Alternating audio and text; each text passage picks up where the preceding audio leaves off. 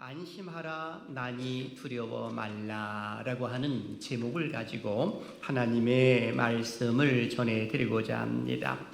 우리가 신앙생활을 하면서 참으로 여러 가지 질문들을 하게 됩니다.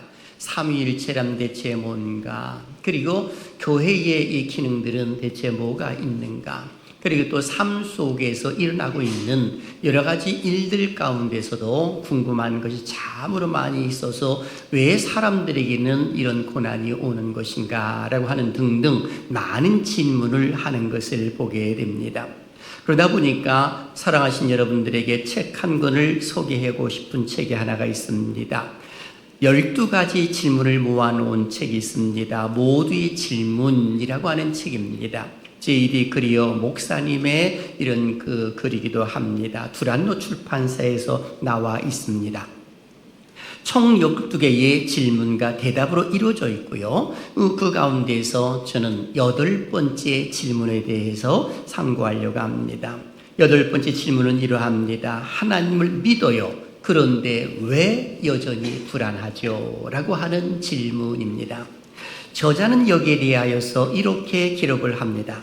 하나님은 우리가 걱정하는 모든 문제를 다루실 수 있고 지금도 다루고 계십니다. 라고 말입니다.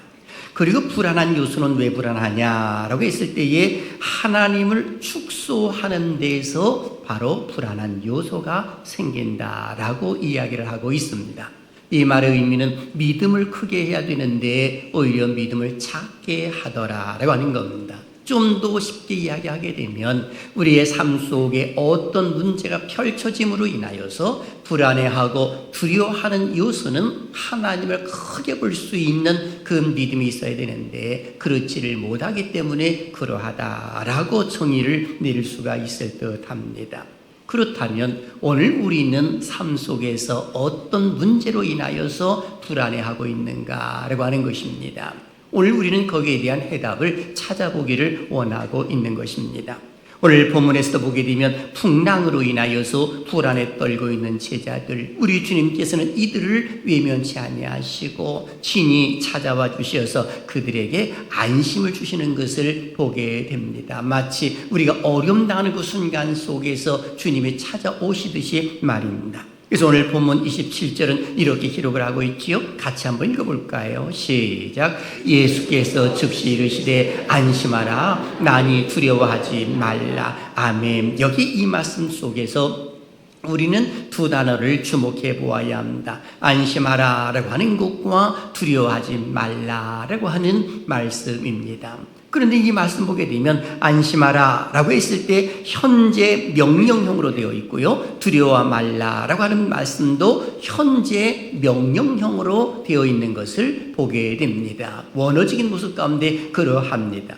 이 말의 의미는 안심하라 라고 말했을 때에 지금부터 계속하여 용기를 가지고 즐거워하라 라고 하는 의미가 들어가 있고요. 두려워하지 말라라고 하는 것은 지금 풍랑으로 인하여서 힘들어하고 있는 그 제자들, 이것 때문에 너희들은 두려워하지 말아라. 이유가 있습니다. 바로 내가 있기 때문이다. 우리 주님은 그 말씀을 하고 계시는 것입니다. 그렇습니다.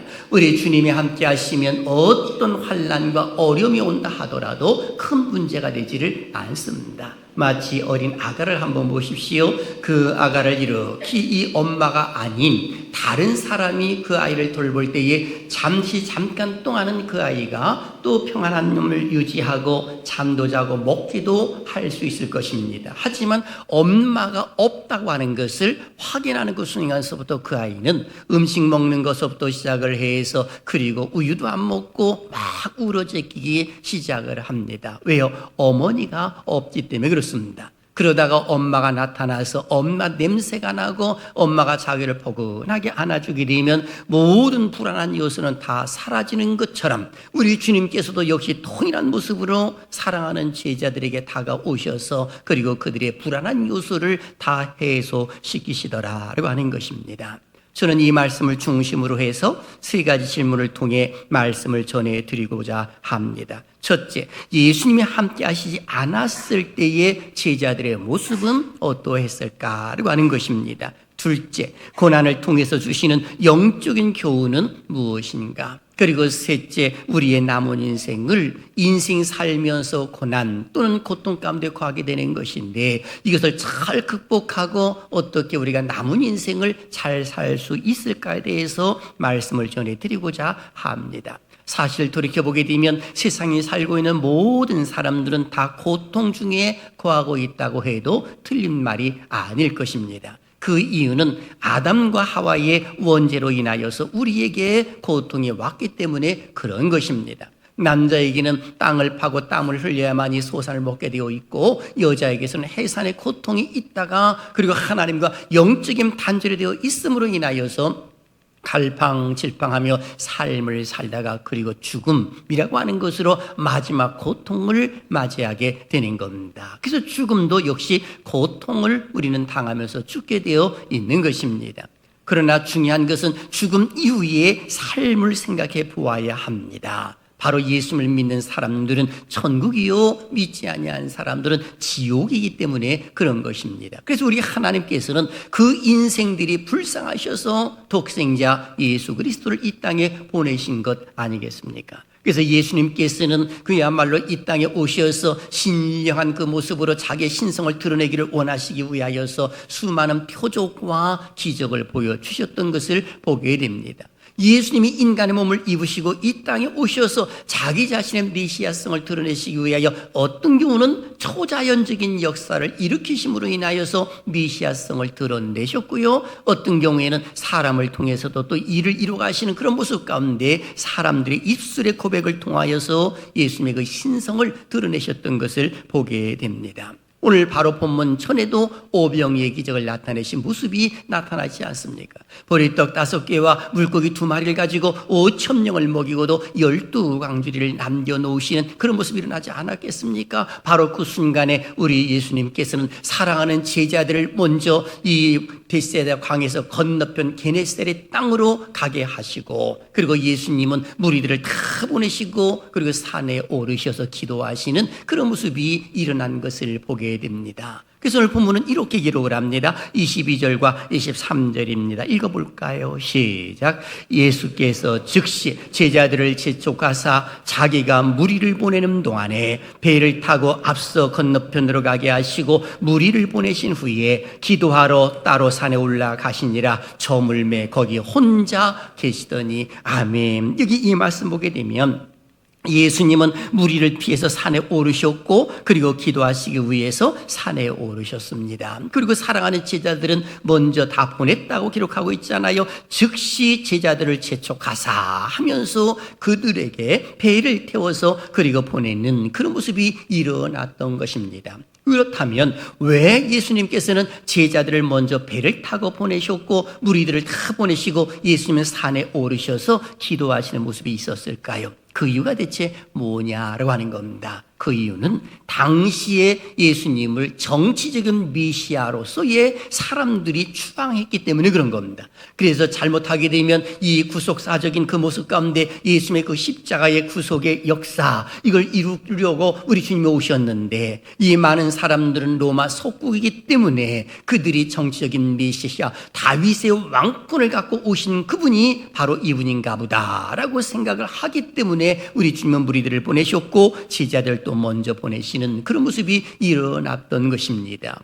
자, 그렇다면 오늘 우리는 이런 질문을 하게 됩니다. 예수님이 함께 하시지 않았을 때의 모습은 제자들은 어떤 모습이 있었을까라는 겁니다. 예수님은 산에 오르셨고 제자들은 지금 배를 타고 항해를 하고 있는 모습 아니겠습니까? 그랬을 때 그들에게 나타난 결과가 나타나 있는데 그 첫째는 고난을 극복하기가 힘든 모습이 일어나더라라고 하는 겁니다. 그래서 여기 보면 24절을 보십시오. 배가 이미 육지에서 술이나 떠나서 바람이 거스름으로 물결로 말미암아 고난을 당하더라라고 성경은 기록을 해놓고 있습니다. 여기 보게 되면 육지에서 술이나 떠나서라고 기록되어 있는데 요한복음 6장 19절의 기록을 보게 되면 당시의 상황을 자세하게 기록을 해놓고 있습니다. 노를 저어 12월이쯤 가다가라고 기록이 되어 있습니다. 그런 거로 아마 모르긴 해도 4.5km에서 약 6km 정도, 그러니까 육지에서 그 정도 떨어져 있는 곳에 가서, 그리고 그들은 큰 바람으로 인하여서 고난을 당했다라고 이렇게 볼 수가 있는 것입니다. 아마 모르긴 해도 예수님께서 재촉해서 그들을 배 태워서 보내실 때에는 아마 그때에는 바람이 일지를 않았을 것입니다. 순풍이 불었는지도 모를 일이지요. 그런데 얼마 가지 않아서 술이나 떠나서라고 하면서 그들은 고난을 당하더라라고 성경은 기록을 해놓고 있습니다. 여기서 고난은 그냥 단순한 고난이 아닙니다. 원어를 보게 되면 이 산모가 아기를 낳을 때에 그 당하는 고통, 바로 그런 원어를 같이 쓰고 있습니다. 그런 거로 제자들은 생사의 갈림길에 놓여 있음으로 인하여서 여인이 아이를 낳았을 때에 그때야말로 너무 고통스러워서 큰 소리로 부르짖듯이 지금 제자들이 이 고난으로 인하여서 도저히 견디지 못하는 그런 안타까움, 그 모습을 이야기를 해주고 있는 겁니다. 이것이 바로 인생입니다. 여러분, 인생 오늘 좋은 일이 있다가도 내일 어떤 일을 당할는지 모르는 것이 우리네 인생이라고 말을 할 수가 있을 것입니다. 그래서 잠언서 27장 1절은 이렇게 말을 하지요. 너는 내일 일을 자랑하지 말라. 하루 동안에 무슨 일이 일어날는지 네가 알 수 없음이니라 라고 성경은 기록을 해놓고 있습니다. 그런 거로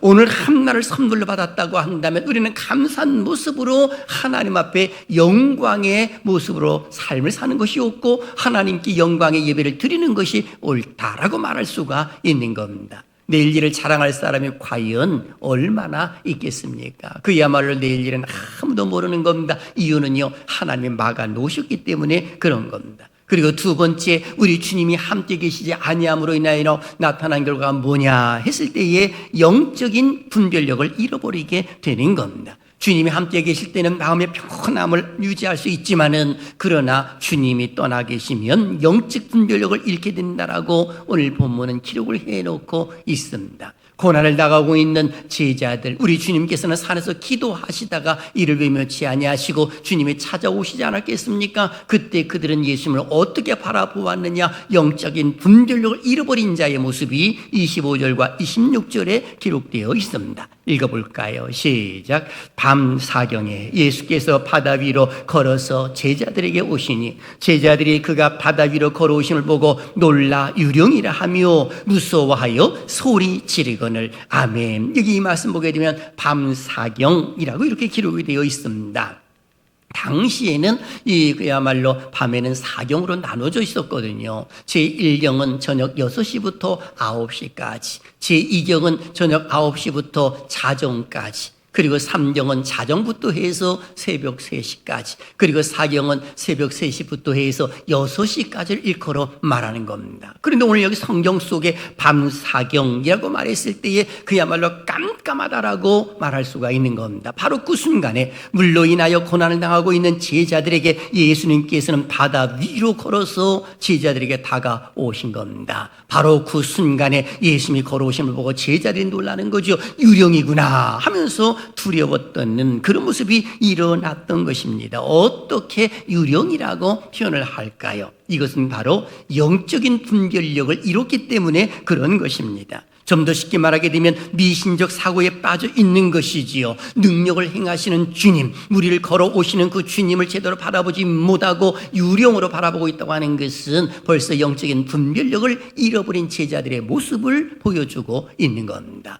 오늘 우리들도 똑같습니다. 내 믿음을 강하게 하지 아니하고 내 믿음이 작은 믿음을 갖게 되어 있고 하나님과 함께 하신다는 믿음을 확신을 갖고 있지 않는다고 한다면 영적인 혼란이 옴으로 인하여서 불안한 가운데 살 수밖에 없습니다. 그러다 보니까 하나님이 아닌 점쟁이를 찾아가기도 하고 심지어는 타로점까지도 친다라고 하는 이야기를 들어보곤 하는데 그런 어리석은 행동을 하게 되는 것입니다. 왜 그렇습니까? 우리가 하나님을 믿는 믿음의 신앙이 강하지를 못하기 때문에 그러하다라고 하는 겁니다. 그래서 우리 주님은 우리와 함께 하시기를 원하여서 나를 따르려고 한다면 나를 따르려면 자기를 부인하고 자기 십자가를 지고 나를 따를 것이니라 하면서 마태복음 16장 24절에 기록해 놓은 것을 보게 됩니다. 이 말씀은 주님께서 함께 하시기를 원하기 때문에 자기를 부인하라고 말씀하시는 것이고 자기 십자가를 지고 따르라고 표현하고 있는 겁니다. 그리고 세 번째는 주님이 계시지 아니하실 때 어떤 모습이 일어나느냐? 무기력한 삶 속으로 빨려 들어가게 되어 있습니다.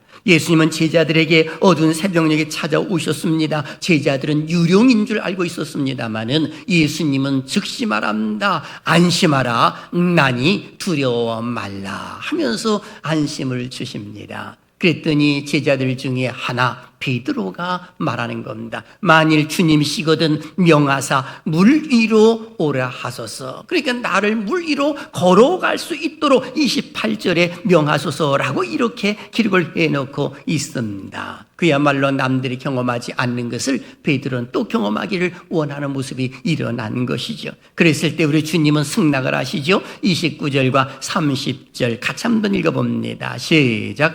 오라 하시니 베드로가 배에서 내려 물 위로 걸어서 예수께로 가되 바람을 보고 무서워 빠져가는지라 소리질러 이르되 주여 나를 구원하소서 하니 아멘. 여기 보니까 베드로는 예수님께 물 위를 걷게 해달라고 요청을 했습니다. 예수님은 오라라고 말씀을 하셨고 베드로는 그 말씀의 힘을 얻어서 물 위를 걷는 놀라운 경험을 한 것입니다. 이것은 믿음이 있는 것을 이야기해주고 있고 예수님께서 함께 하신다는 믿음의 확신을 가지고 있었기 때문에 그 물 위를 걸은 겁니다. 그렇다고 해서 사랑하시는 여러분들이 혹시나 나는 영성이 있기 때문에 물 위를 걸을 수 있다라고 그런 어리석은 행동을 하지 않기를 바랍니다. 오늘 성경 속에는 분명히 예수님께서 오라라고 말씀을 하셨기 때문에 베드로가 물 위를 걸은 것이지, 우리는 내 영성이 깊었기 때문에 그런 어리석은 판단을 하는 것은 옳지 못하다라고 하는 겁니다. 그런데 베드로도 물 위를 걸었지만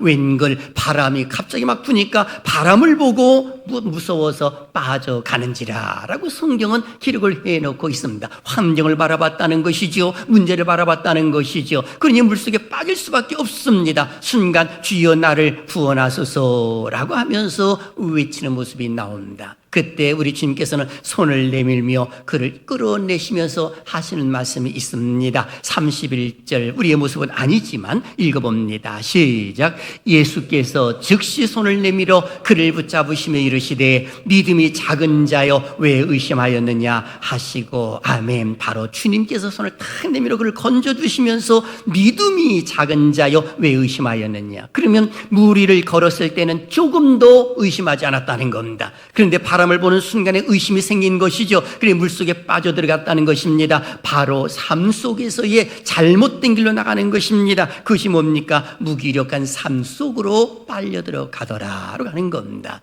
여러분, 우리가 하나님을 믿는 믿음의 신앙이 없으면 자유를 얻을 것 같고 그야말로 세상 속에서 모든 걸 즐기면서 살 것 같은 그런 생각이 듭니다만, 그러나 천만의 말씀입니다. 무기력한 삶으로 빨려들어갈 수밖에 없는 것이 우리네 인생입니다. 골프를 친다고 해서 행복합니까? 아니면 오락을 한다고 해서 행복합니까? 세상 유의를 지닌다고 해서 그것이 영원히 지속될 수 있을 것 같습니까? 절대로 그러지를 못하더라라고 하는 것입니다. 그런 거로 주님이 함께 하시지 아니하게 되면 나락으로 떨어질 수밖에 없음을 오늘 성경은 기록을 해놓고 있는 겁니다. 그렇습니다. 예수님이 함께 계시지 않으면 여러 가지 일들이 일어납니다. 고난을 극복하기가 어렵다고 이야기하고 있고 영적인 분력을 잃게 되고 무기력한 삶 속으로 빨려 들어갈 수밖에 없더라라고 하는 것입니다. 그런 거로 우리 하나님이 함께 하신다는 것 자체가 얼마나 소중한 것인지 모릅니다. 성경 속에서도 하나님이 함께 하신다는 그 사실을 우리에게 알려주고 있는 참으로 중요한 내용들이 여러 번 등장을 하는데, 그 가운데 인물을 낸다면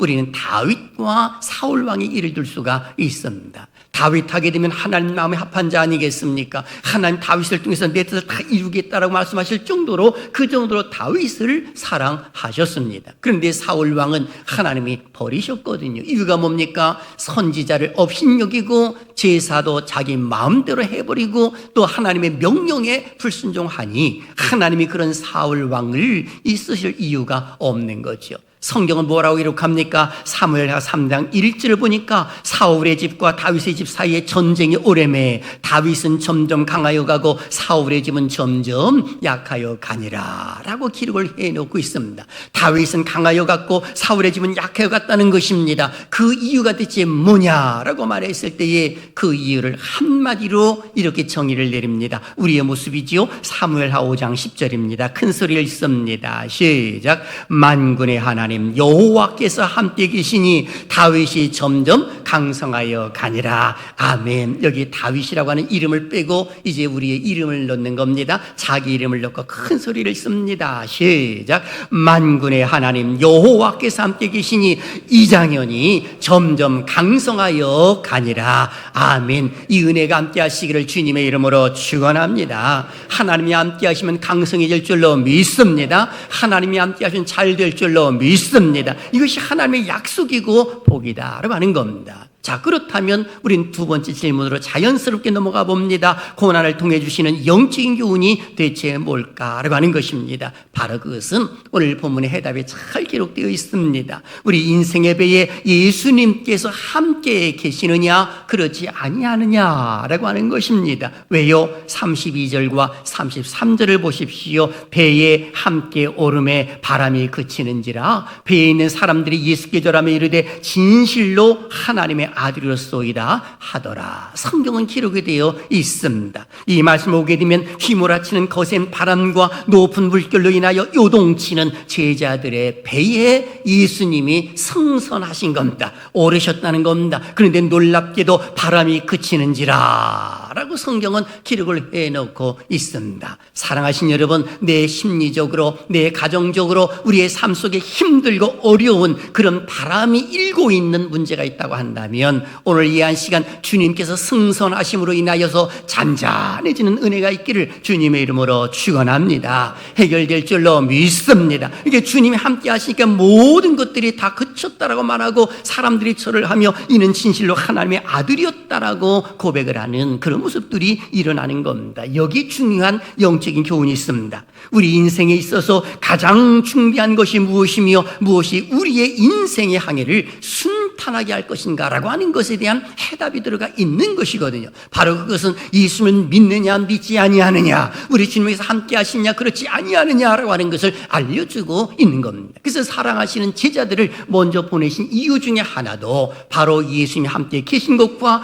계시지 아니함의 그 차이의 영적인 교훈을 주시기 위한 우리 주님의 하나의 방법이다라고 이렇게 말을 할 수가 있을 것입니다. 주님이 함께 하시면 이 바람과 같은 문제 넉넉하게 딛고 일어서고 승리하게 될 줄로 믿습니다. 그래서 성경에서 보게 되면 모세의 뒤를 이었던 여호수아를 한번 보십시오. 200만 명이나 되는 그 민족을 이끌어갈 때 그는 불안했습니다. 두려웠습니다. 그때 하나님 말씀하시잖아요. 여호수아 1장 9절을 보십시오. 내가 네게 명령한 것이 아니냐, 강하고 담대하라. 두려워하지 말며 놀라지 말라. 내가 어디로 가든지 네 하나님 여호와가 너와 함께 하느니라 하시니라 하시면서 여호수아와 함께 하실 것임을 말씀하셨을 때에 여호수아가 담력을 얻습니다. 불안과 두려움은 다 사라집니다. 담대하게 그리고 요단강을 건너가 여리고성을 점령하고 가나안 땅에 진입하는 그런 모습이 일어난 것 아니겠습니까? 그 하나님은 우리의 하나님이신 줄로 믿습니다. 하나님이 함께 하시면 승리할 줄로 믿습니다. 그런 그로 우리의 마음을 하나님을 향하는 마음을 그대로 갖고 있는 것이 중요합니다. 잠언서 4장 13절 보십시오. 모든 지킬 만한 것 중에 더욱 네 마음을 지키라. 생명의 근원이 이에서 남이니라 라고 기록하고 있습니다. 사랑하시는 여러분들은 오늘 내 마음이 하나님을 향하여 있기 때문에 주님 존전에 나오신 줄로 믿습니다. 이 자리에 오신 것도 그냥 나온 것이 아닙니다. 내 마음이 하나님을 향하여 있기 때문에 이 자리에 온 것 아니겠습니까? 그런 거로 우리는 이런 생각을 해야 되는 겁니다. 주님이 함께 하시면 승리할 수가 있구나. 주님이 함께 하시면 천국 갈 수 있구나. 주님이 함께 하시면 내 모든 문제 해결함 받을 수가 있구나 라고 하는 것을 생각하는 것이 옳습니다. 우리 주님이 함께 하시면 승리하게 될 줄로 믿습니다. 그런 거로 사랑하신 여러분, 우리는 두 가지를 결단해야 합니다. 첫째, 예수님을 향한 신앙 고백을 매 순간 하는 삶을 살아야 합니다. 우리가 사는 세상은 만만한 곳이 아니지요. 조금만 방심하면 오늘 제자들에게 바람이 이는 것처럼 우리에게도 고난이 닥쳐옴으로 인하여서 영적인 분별력을 잃게 되고 또 삶이 무기력한 모습 가운데 빠질 수도 있는 것이 우리가 살고 있는 세상입니다. 그럴 때마다 우리는 고백을 해야 합니다. 어제 예수님을 나의 구세주로 고백했다면 오늘도 고백해야 되고 매 순간순간 우리는 고백해야 될 줄로 믿습니다. 베드로의 고백을 기억하시지요. 주는 그리스도시요 살아계신 하나님의 아들이십니다. 마태복음 16장 16절의 고백은 베드로의 고백만이 아니라 우리의 고백으로 이어져야 될 줄로 믿습니다.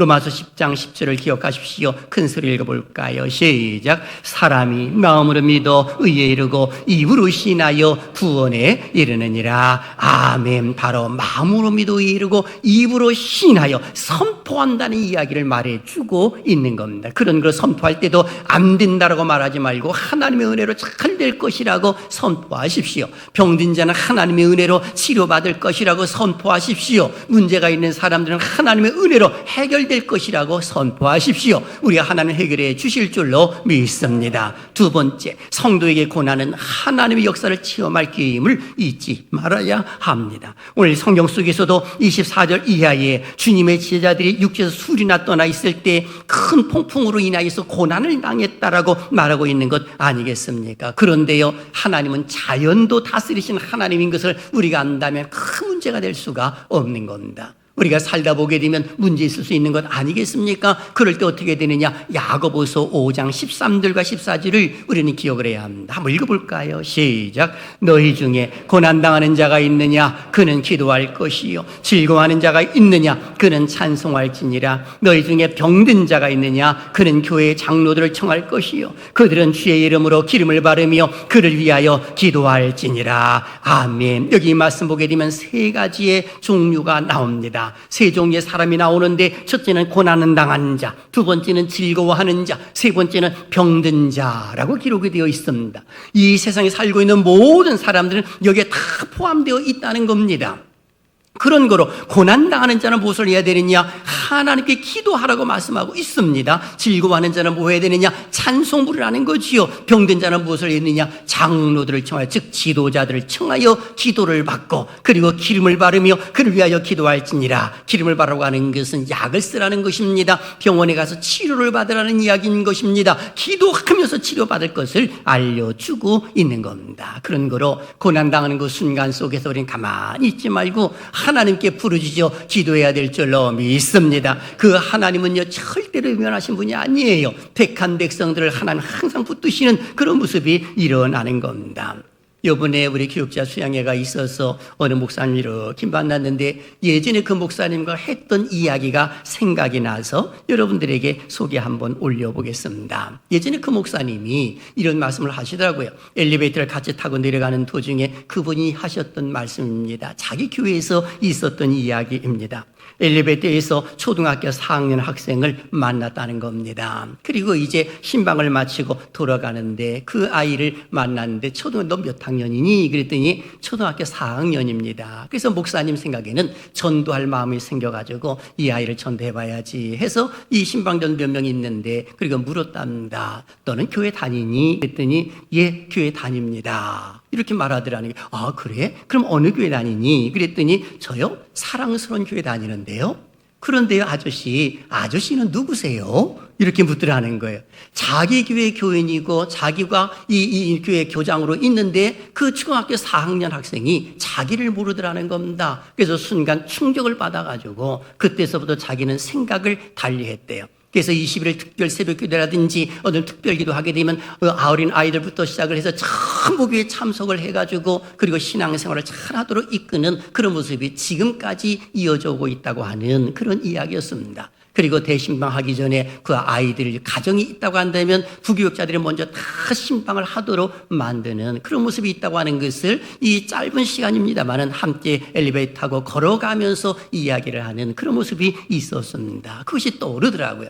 여러분, 맞습니다. 하나님을 믿는 믿음의 사람들은요 항상 어떻게 하면 전도를 해볼까라고 하는 그런 모습을 갖는 것이 옳고 교회 중심으로 신앙생활하는 것이 가장 중요하다라고 이렇게 말할 수가 있을 듯합니다. 사랑하신 여러분, 예수님은 사랑하는 자들을 구원하시기 위하여서 자연의 법칙을 초월하여 물 위를 걷는 기적을 행하셨을 뿐 아니라 자기 자신의 몸을 내어주시기까지도 하셨습니다. 그 정도로 우리는 소중한 사람들인 것을 잊어서는 안 되는 겁니다. 세상 속의 삶을 살다보게 되면 갑자기 일어나는 풍랑으로 인하여 고난당할 수가 있는 것이죠. 아픔이 있을 수 있는 것입니다. 그럴 때일수록 우리는 하나님께 더 가까이 다가와야 하는 겁니다. 교회 중심, 말씀 중심, 하나님 중심으로 삶을 살게 되면 반드시 그 인생 성공하게 될 줄로 믿습니다. 이 한 주간도 승리하시고 9월 달도 승리하시는 은혜가 있기를 주님의 이름으로 축원합니다.